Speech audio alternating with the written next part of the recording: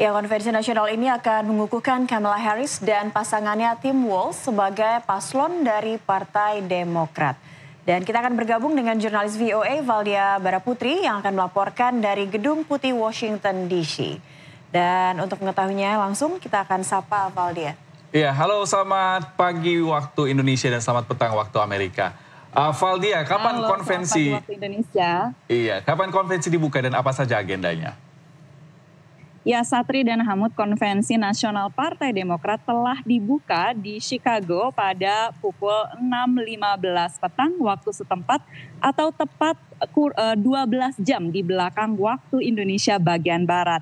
Konvensi ini akan berlangsung selama 4 hari, dimulai pada hari ini hingga tanggal 22 Agustus mendatang. Dan agenda utama dari konvensi ini tentunya adalah pemberian dukungan atau pernyataan dukungan dari delegasi atau perwakilan pemilih Partai Demokrat yang datang dari seluruh negara bagian ke konvensi ini dan mereka berjumlah 4.000 orang. Nanti seperti layaknya di konvensi Partai Republik, delegasi atau perwakilan delegasi ini satu persatu akan naik ke atas panggung begitu untuk menyatakan dukungan mereka. Dan mereka akan terus menyatakan dukungannya sampai semua negara bagian atau delegasi negara bagian ini mendapatkan giliran. Nah, jadi meski hal ini dilakukan begitu dan merupakan agenda utama, tapi ini sifatnya seremonial atau simbolis saja begitu, karena pada awal Agustus telah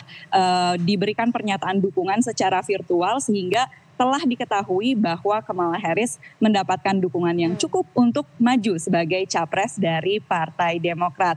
Nah, selain agenda utama tadi, tentunya selama 4 hari ini ada daftar pembicara-pembicara baik warga negara Amerika maupun maksud saya warga Amerika maupun nama-nama besar dalam politik Amerika Serikat. Dari tempat saya melaporkan saat ini, Gedung Putih, Joe Biden telah meninggalkan tempat ini pada pukul 2 siang tadi menuju ke Chicago.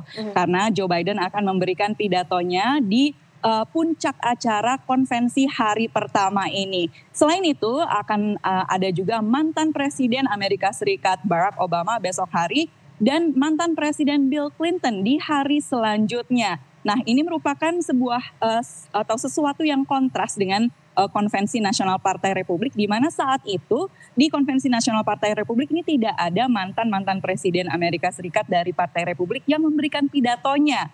Sementara Kamala Harris sendiri akan memberikan pidatonya di acara puncak hari terakhir setelah diresmikan menjadi capres dari Partai Demokrat. Rekan-rekan. Baik, Val, mungkin kabar dari Chicago saat ini, sekondusif apa pelaksanaan konvensi Partai Demokrat di sana? Apakah ada terpantau suasana atau mungkin terlihat demonstrasi begitu seperti yang juga terjadi pada konvensi Republik di Juli lalu, Val? Ya, tentu demonstrasi ada juga di acara konvensi nasional Partai Demokrat ini, terutama yang menyangkut isu dukungan terhadap Palestina. Ada sebuah koalisi yang terdiri dari 270 organisasi bernama March on DNC atau unjuk rasa di konvensi Partai Demokrat yang berunjuk rasa di hari pertama dan mereka juga akan berunjuk rasa di hari terakhir.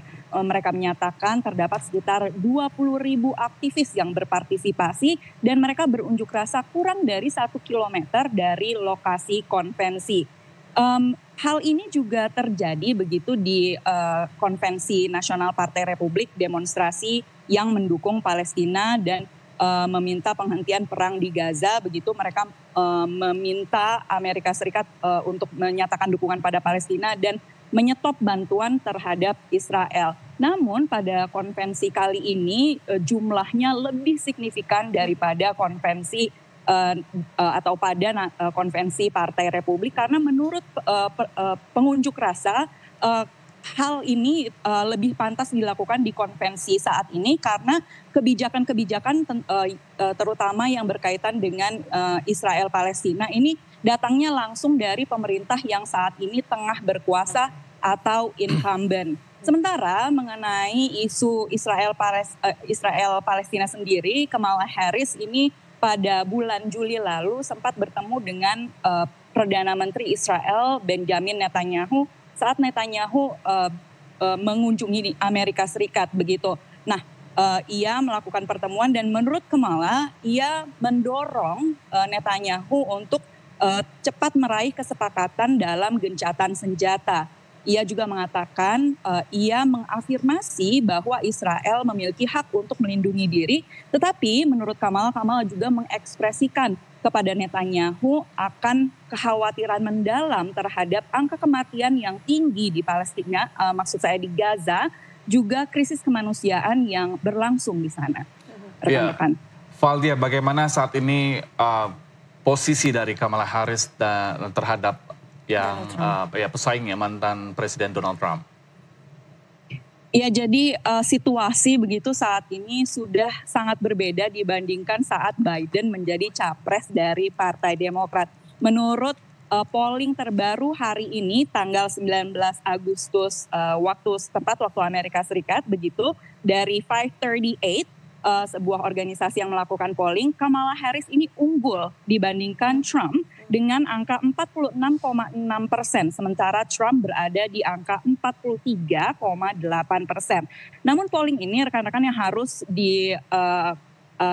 dicermati begitu, bahwa ini adalah berdasarkan suara populer begitu, seperti sistem pemilu di Indonesia yang dihitung berdasarkan siapa yang mendapatkan suara yang terbanyak atau suara populer. Nah, sistem pemilu di Amerika Serikat yang perlu dicermati, sistemnya ini menghitung poin dari setiap negara bagian, di mana kalau capres yang menang itu yang mendapatkan poin paling banyak. Jadi itu namanya sistem electoral college. Jadi ada polling yang juga sistemnya berbeda untuk mencermati siapa yang unggul. Nah, kalau dari sistem electoral college ini ada negara-negara bagian yang kompetitif yang kemudian dilihat siapa yang unggul di sana begitu. Dari 7 negara bagian yang kompetitif, 5 negara bagian Kamala unggul di dalamnya. Hal ini berbeda dengan saat Biden masih menjadi capres, di mana saat itu Trump unggul di semua negara-negara bagian yang kompetitif tersebut. Jadi bisa dilihat bahwa situasi sekarang sudah berubah. Kamala mengambil momentum begitu dan saat ini unggul, meski Biden itu baru mengundurkan diri dari capres Partai Demokrat itu baru 1 bulan yang lalu, rekan-rekan. Baik. Oke, baik. Terima kasih Valdia Baraputri, jurnalis VOA untuk laporan Anda langsung dari Gedung Putih, Washington DC, Amerika Serikat. Selamat bertugas kembali.